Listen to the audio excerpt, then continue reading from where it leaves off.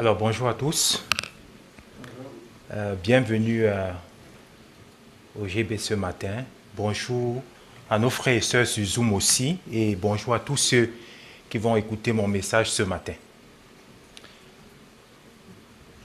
Alors, ça fait peut-être 2 ou 3 ans, j'avais toujours apporté un message dans cette période de Noël et mon message portait sur, si je me rappelle, le jour où Dieu est né.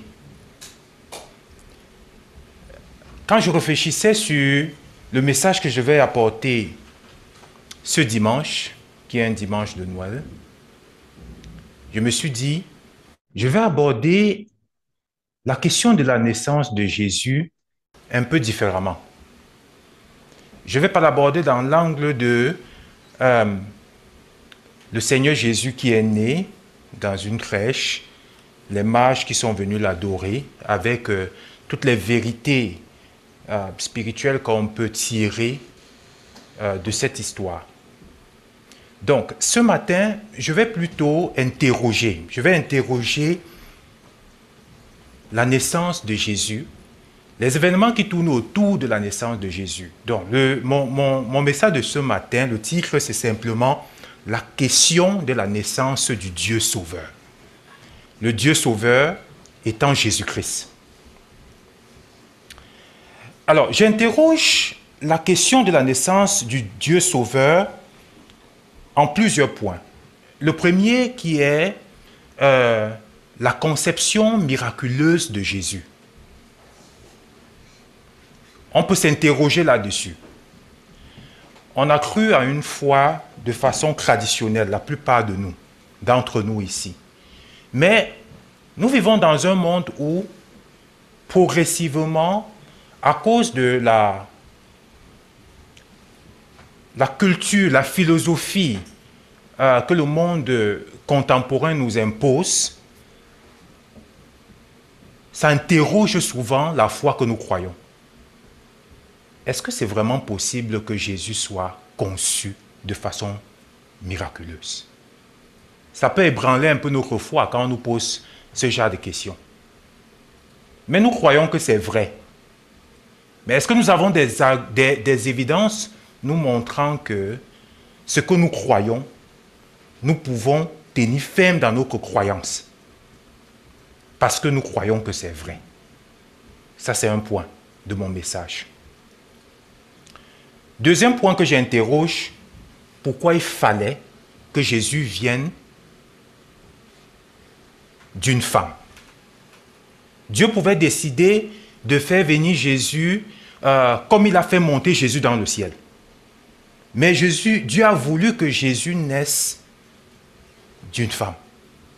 Que Jésus prenne la forme humaine. Pourquoi? C'est la question qu'on peut poser. Ça, c'est le deuxième point de mon message. Le troisième point de mon message, j'ai essayé d'être un peu curieux sur la généalogie de Jésus. Matthieu va aborder la généalogie de Jésus dans un angle qui sera un peu différent de l'approche de Luc.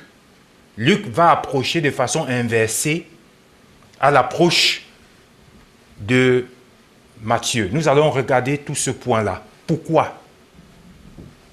Il doit avoir quand même quelque chose à tirer là-dedans.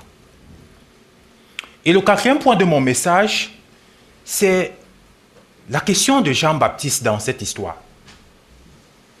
Parce que quand j'essaie de lire l'histoire de la naissance de Jésus dans les évangiles, c'est un peu comme si on a parachuté Jean-Baptiste à un moment donné dans l'histoire, dans le narratif. Mais est-ce que c'est pour rien? C'est important. Et Jésus va approuver le ministère de Jean-Baptiste. Parce que c'est important. Donc on va essayer de questionner tout ça ce matin. Ça sera l'objet de mon message. Je vais commencer par le premier point, les évidences de la conception miraculeuse de Jésus. Matthieu 1, je vais lire. Voici de quelle manière, à partir du verset 18, voici de quelle manière arriva la naissance de Jésus-Christ. Marie, sa mère, ayant été fiancée à Joseph, se trouva enceinte. par la vertu du Saint-Esprit, avant qu'ils eussent habité ensemble. Joseph, son époux, qui était un homme de bien et qui ne voulait pas la diffamer, se proposa de rompre secrètement avec elle. Comme il y pensait, voici un ange du Seigneur lui apparut en songe et dit, « Joseph, fils de David, ne crains pas de prendre avec toi Marie, ta femme, car l'enfant qu'elle a conçu vient du Saint-Esprit. Elle enfantera un fils et tu lui donneras le nom de Jésus.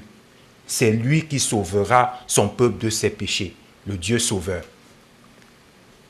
Tout cela arrivera afin que s'accomplisse ce que le Seigneur avait annoncé par le prophète.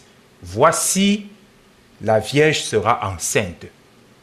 Elle enfantera un fils et on lui donnera le nom d'Emmanuel, qui signifie Dieu avec nous.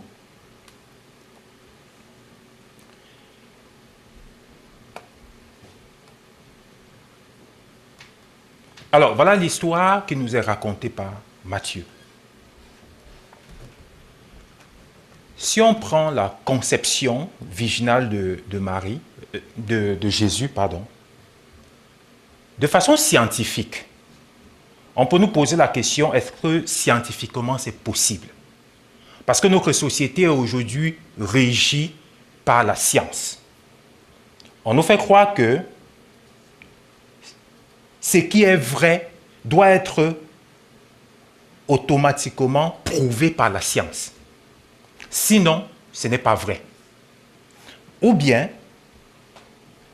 la société est encore régie par cette philosophie du naturalisme.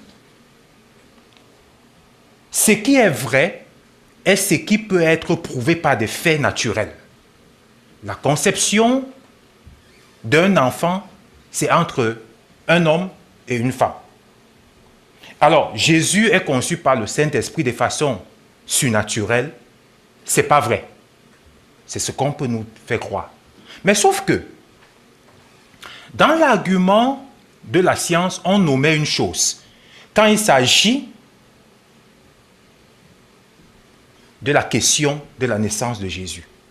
Pour d'autres questions, on ne va pas omettre ça. C'est l'argument historique. Un fait peut être vrai, bien que n'étant pas prouvé par la science, bien qu'on ne peut pas avoir des faits factuels, naturels, qui montrent que ceci est vrai. Tenez un exemple.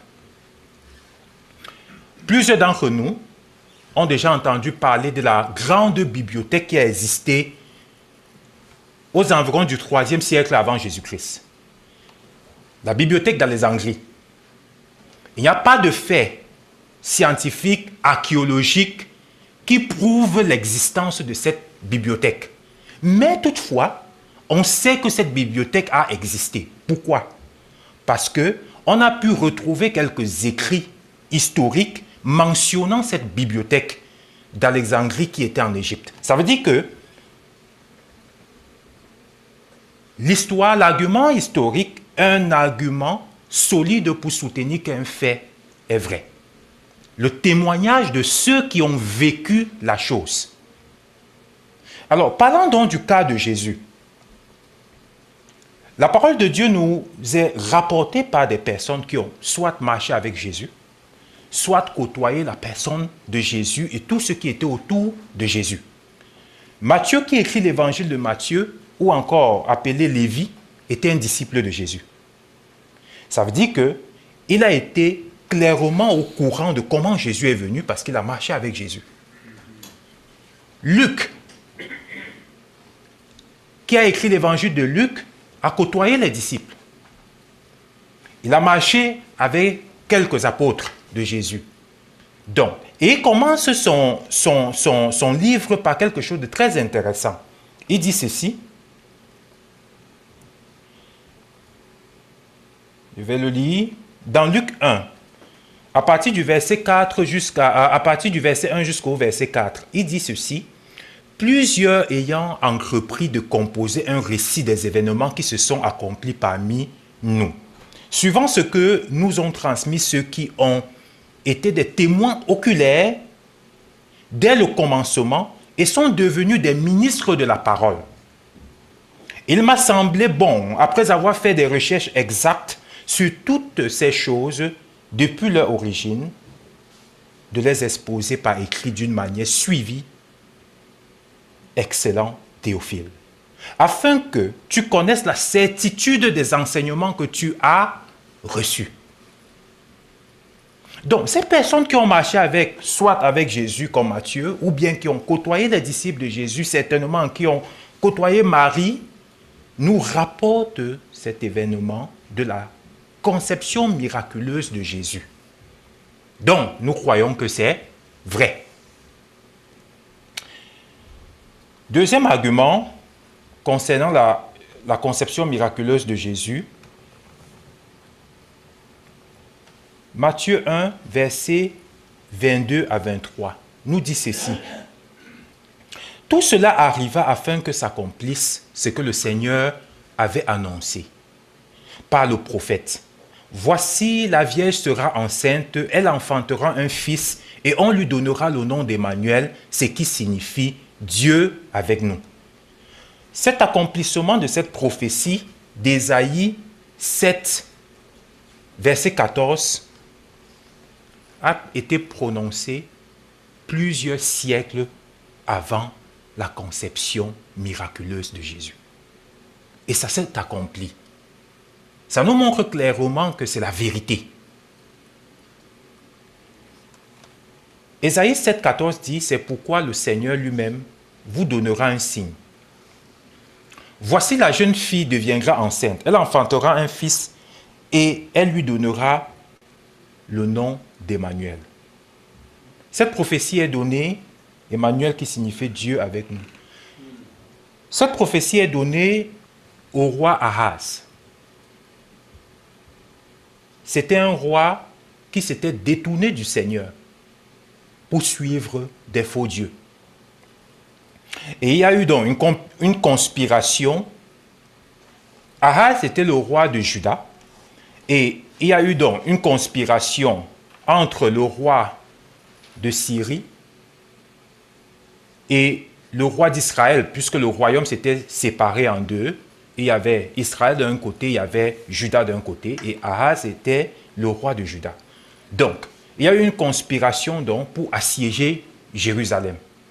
Dieu donne cette parole à Ésaïe pour Ahaz, pour lui faire comprendre que personne ne pourra détruire la lignée de David. Cette lignée va demeurer pour toujours. Et cette prophétie vient s'accomplir en Jésus-Christ, qui est de la lignée de David. Nous allons le voir quand on va voir la question de la généalogie. Amen. Troisième argument, toujours de la conception miraculeuse de Jésus. Alors, si on va de l'hypothèse que Dieu est le créateur du ciel et de la terre, à partir de rien, qu'est-ce qui est impossible à Dieu? Rien. Ça veut dire que Dieu est capable de venir comme il est venu dans le ventre d'une femme qu'il a choisie.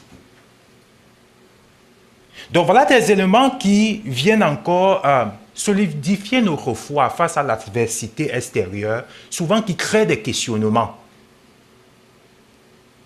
Certaines personnes utilisent souvent ça pour essayer de nous déstabiliser. Mais nous croyons que c'est vrai. Deuxième point de mon message, l'importance de la naissance humaine de Jésus. Pourquoi c'était important? Pourquoi est-ce qu'il fallait que Jésus vienne d'une femme? Pourquoi Dieu n'a pas choisi que Jésus vienne simplement comme il est monté dans les cieux? C'était parce que Dieu voulait accomplir sa propre parole. On va lire Luc 1, versets 26 à 36. Au 6e mois, l'ange Gabriel fut envoyé par Dieu dans une ville de Galilée appelée Nazareth, auprès d'une vierge fiancée à un homme de la maison de David nommé Joseph.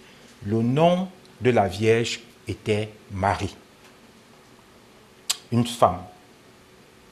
L'ange entra chez elle et dit, « Je te salue, toi à qui une grâce a été faite. Le Seigneur est avec toi. » Troublée par cette parole, Marie se demandait ce que pouvait signifier une telle salutation.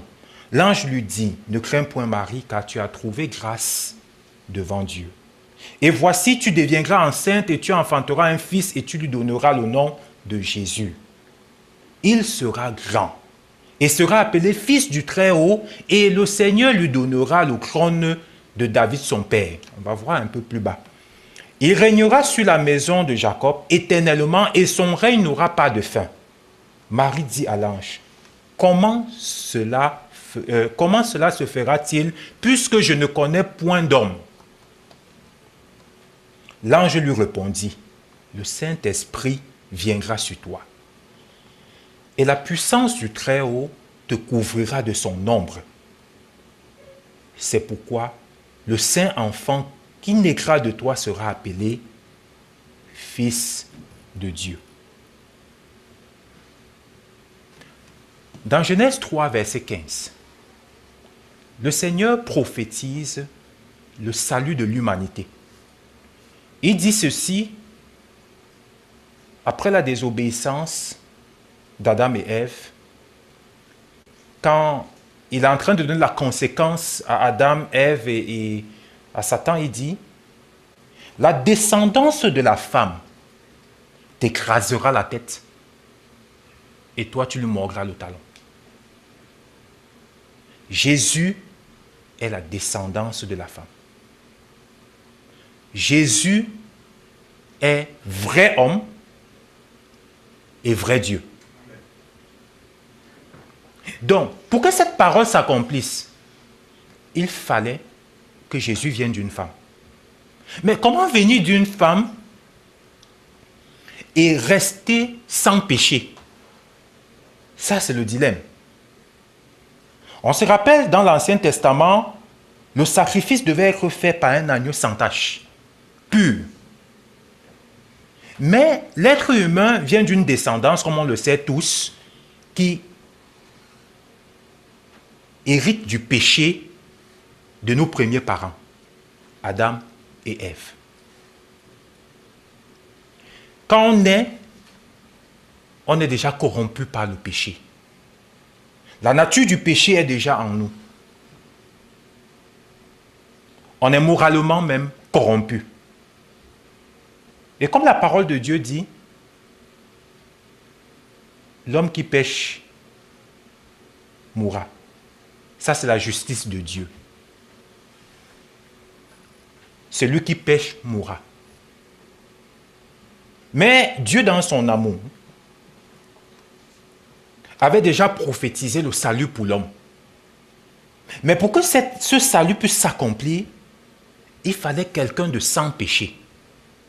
Mais qui au même moment soit un homme. Parce que la parole de Dieu nous dit que le sang des animaux ne pouvait pas laver pour toujours le péché de l'homme.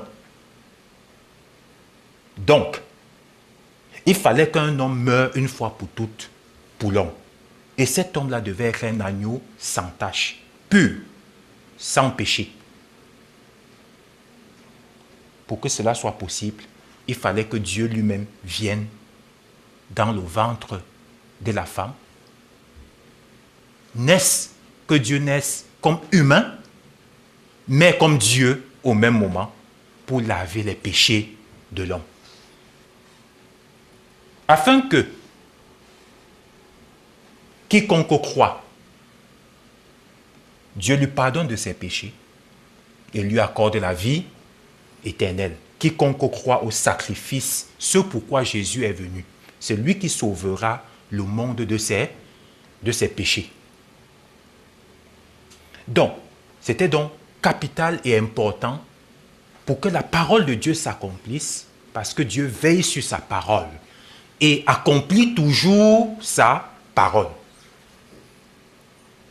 Galates 4, versets 4 à 5. Mais lorsque les temps ont été accomplis, Dieu a envoyé son Fils né d'une femme, né sous la loi, afin qu'il racheta ceux qui étaient sous la loi, afin que nous reçussions l'adoption. Amen.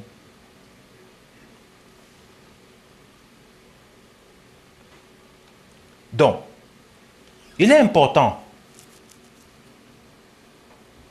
pour toi qui m'écoutes peut-être sur Internet ou bien sur Zoom, qui ne connaît pas encore le Seigneur, comme Jean l'a dit tout à l'heure. Je t'encourage de faire ce choix-là, parce que Jésus est venu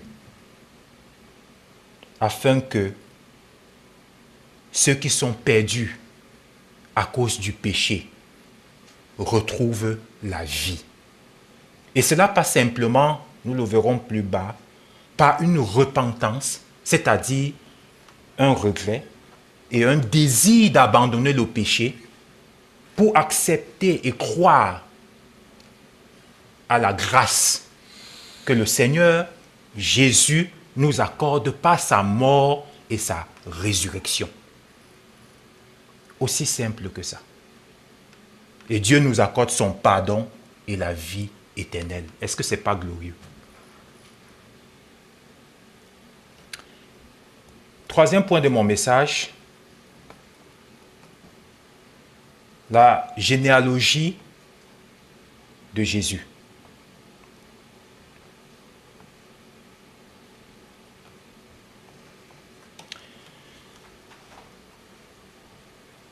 Matthieu commence par la généalogie de Abraham jusqu'à, je ne vais pas lire tout, mais de Abraham, David, jusqu'à Joseph, descendant de David, qui est l'époux de Marie, qui a donné naissance à Jésus.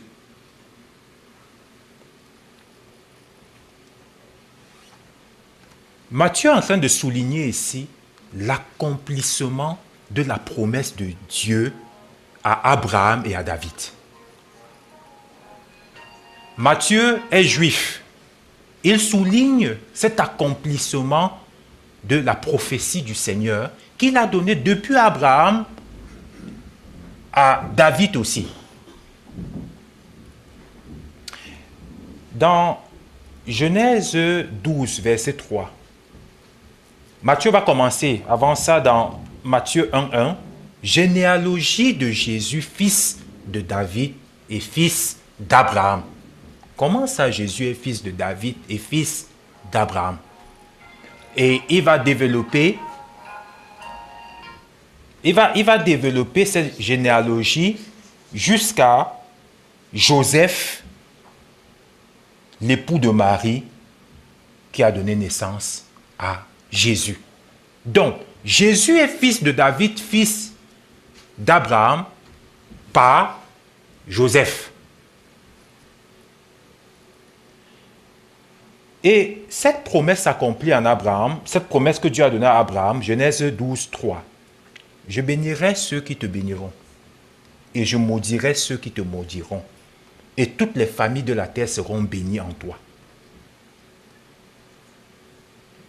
Jésus est cette bénédiction promise à Abraham, dont toutes les familles de la terre sont bénies. Quiconque croit à la vie éternelle, la bénédiction éternelle que Dieu offre au travers du Seigneur Jésus-Christ.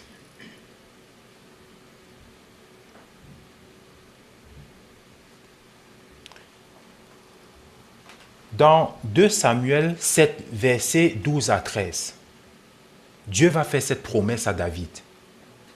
Quand le moment sera venu pour toi de rejoindre tes ancêtres décédés, j'établirai après toi l'un de tes propres descendants. Il parle ainsi de Salomon dans ce contexte. Pour te succéder comme roi, et j'affermirai son autorité royale. Verset 13. C'est lui qui construira un temple en mon honneur. Salomon qui construira le temple en l'honneur de l'Éternel. Mais il y a quelque chose qui est dit dans ce verset par la suite. Je maintiendrai à toujours son trône royal. Salomon n'existe plus. Ok? Mais le Seigneur nous dit, je maintiendrai à toujours son trône royal. Il y a une vision eschatologique là-dedans. Le trône de Jésus demeurera pour toujours, pour l'éternité. Jésus est le roi des Juifs. Il est le roi des rois, comme la parole de Dieu nous dit. Et son royaume sera établi pour l'éternité. Et Jésus est venu pour nous faire connaître ce royaume. J'ai fait une série de messages ici sur la question du royaume de Dieu. Cette dimension présente que Jésus est venu révéler, on le verra encore un peu plus bas, et cette dimension future, qu'on peut voir dans plusieurs paroles, même de l'Ancien Testament. Quand on regarde un peu la dimension présente du royaume, on lit « Elle enfantera un fils et tu lui donneras le nom de Jésus. C'est lui qui sauvera son peuple de ses péchés. » Le royaume de Dieu, c'est l'autorité, la gouverne de Dieu. Et pour être dans cette autorité et cette gouverne de Dieu, il y a des préalables. Le préalable, c'est qu'il faut être juste aux yeux de Dieu. Et la seule personne capable de nous donner d'être juste aux yeux de Dieu, c'est Jésus. Jésus nous donne, au travers de sa mort et de sa résurrection, il permet à ce que quiconque croit, Dieu lui accorde son pardon et le déclare juste, capable de quitter du royaume de Satan pour le royaume glorieux de Dieu, dont Dieu devient son souverain. Il est désormais dans le règne de Dieu pour l'éternité. La dimension future, qu'on peut voir aussi dans les récits de la Nativité, Luc 1, 31 à 33, et voici, tu deviendras enceinte et tu enfanteras un fils et tu lui donneras le nom de Jésus. Il sera grand et sera appelé fils du Très-Haut. Et le Seigneur lui donnera le trône de David, son père. Il régnera sur la maison de Jacob éternellement et son règne n'aura point de fin. C'est cette espérance-là qui nous fait tenir dans notre foi. L'espérance qu'on sera à la fin des temps, dans la présence glorieuse de Dieu, avec notre Seigneur glorieux comme notre roi, qui commence maintenant. Le royaume des cieux est parmi vous et qui va jusque dans l'éternité.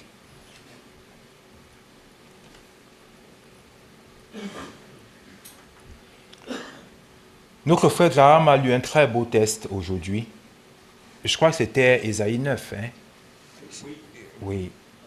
Je vais relire Ésaïe 9, verset 6 qui dit « Car un enfant nous est né, un fils nous est donné, et la domination reposera sur son épaule. Aucun royaume de la terre ne pourra tenir devant le royaume de notre Dieu Sauveur Jésus-Christ. Aucun. La domination reposera sur son épaule. On l'appellera admirable, conseiller, Dieu puissant, Père éternel, Prince de la paix. » Amen. Luc va commencer sa généalogie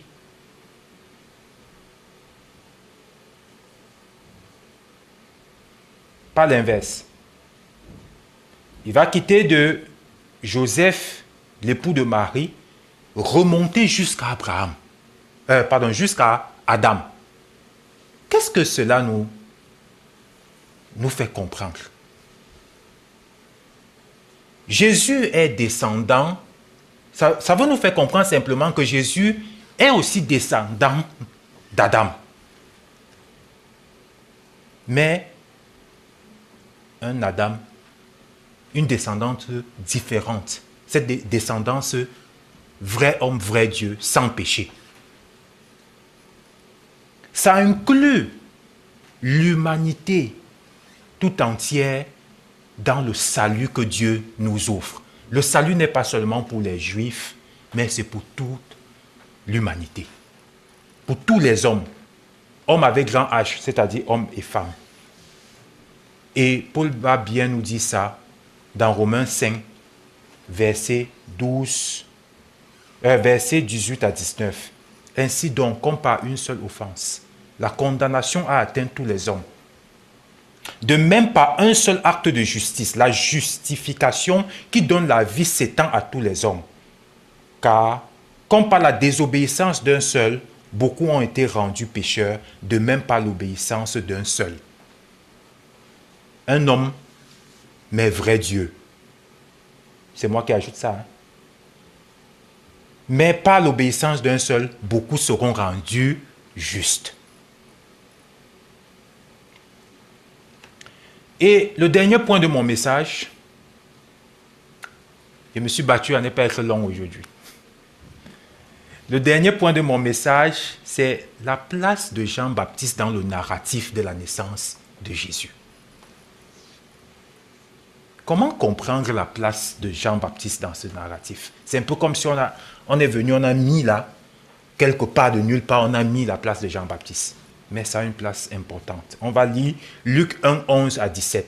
Alors un ange du Seigneur apparut à Zacharie et se tint debout à la droite de l'autel des parfums. Zacharie fut troublé en le voyant et la frayeur s'empara de lui. Mais l'ange lui dit, ne crains point Zacharie, car ta prière a été exaucée. Ta femme Élisabeth t'enfantera un fils et tu lui donneras le nom de Jean. Il sera pour toi un sujet de joie et d'allégresse. Et plusieurs se réjouiront de sa naissance, car il sera grand devant le Seigneur. Il ne boira ni vin, ni liqueur enivrante, et il sera rempli de l'Esprit Saint dès le sein de sa mère. Il ramènera plusieurs des fils d'Israël au Seigneur leur Dieu. Je vais souligner ce verset, verset 16. Et le verset 17 aussi qui dit, il marchera devant Dieu avec l'esprit et la puissance d'Élie pour ramener les cœurs des pères vers les enfants et les rebelles à la sagesse des justes, afin de préparer au Seigneur un peuple bien disposé. Je souligne aussi cela, afin de préparer au Seigneur un peuple bien disposé.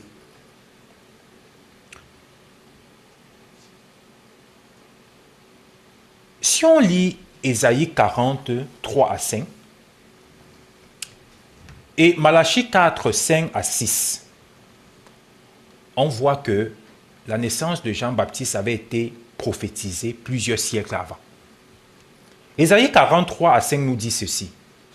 Une voix crie, préparez au désert le chemin de l'Éternel, aplanissez dans les lieux arides une route pour notre Dieu, que toute vallée soit exaucée, que toute montagne et toute colline soient abaissées, que les coteaux se changent en plaine et les défilés écroît en vallon. Alors la gloire de l'Éternel sera révélée et au même instant toute chair la verra, car la bouche de l'Éternel a parlé.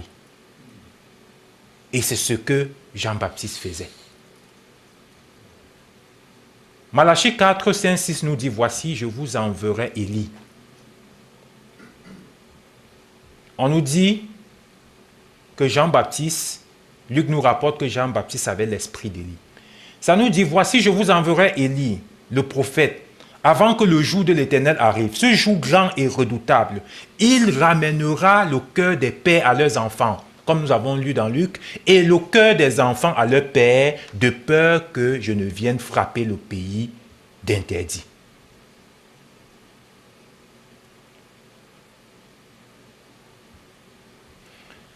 Alors, une des principales missions des prophètes dans l'Ancien Testament était de ramener le cœur rebelle à l'Éternel. Le cœur rebelle du peuple à l'Éternel. Et on peut voir comme exemple aussi cette démonstration de force d'Élie au mont Carmel.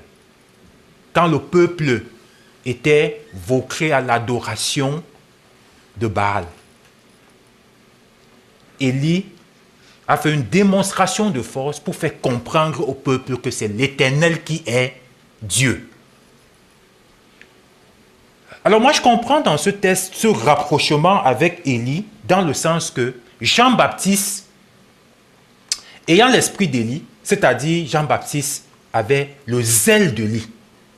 Le zèle de pouvoir ramener le cœur du peuple au Seigneur. Et il n'y a pas de pardon de péché sans au préalable la repentance. C'est fondamental. Et la repentance, c'est le regret de son péché et le désir de changer. Donc, le rôle de Jean-Baptiste était un rôle fondamental.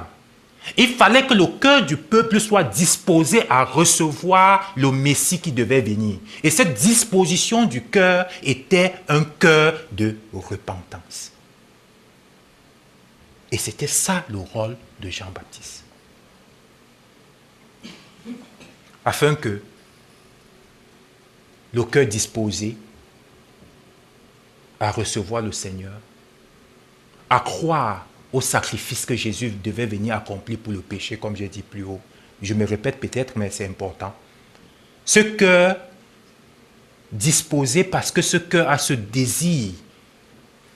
Premièrement, parce qu'il a reconnu que il est pécheur, perdu pour l'éternité, mais désire vivre pour l'éternité, croit au sacrifice de Christ à la croix. Dieu lui accorde son pardon gratuitement.